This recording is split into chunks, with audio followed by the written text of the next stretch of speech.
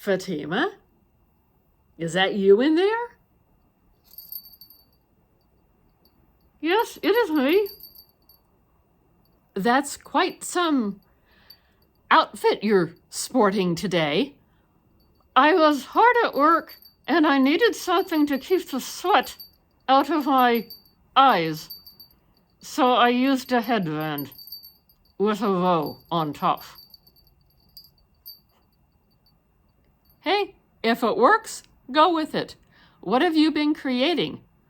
I found a couple eyeshadow palettes and made some eye looks with our mannequin friend, Ionia. Ah! If you're new to our channel, this is our mannequin friend, Ionia. And Fatima likes to create eye looks, so she uses the mannequin to make different eyeshadow looks. I have fun. So what palettes are we using today? We have two from Iconic London.